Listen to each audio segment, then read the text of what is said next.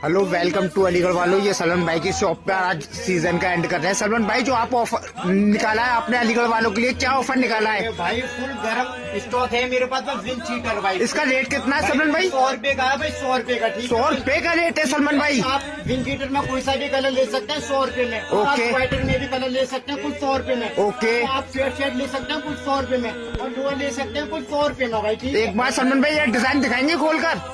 देखें दोस्तों, ये स्वेटर है, विंचीटर है, लोअर है और शॉर्ट शर्ट है। कलर डिजाइन काफी मिलेंगे। सलमान भाई की शॉप जीवनगढ़ की गली नंबर 9 गली नंबर 12 अलकरम मार्केट के अंदर शॉप है सलमान भाई की। एक बार दोस्तों अलीगढ़ वालों विजिट करो, और सारा न्यू स्टॉक आता रहता है सलमान भाई के पास। कलर डिजाइन इसमें काफी मिलेंगे, और सीजन का एंड कर रहे हैं सलमान भाई।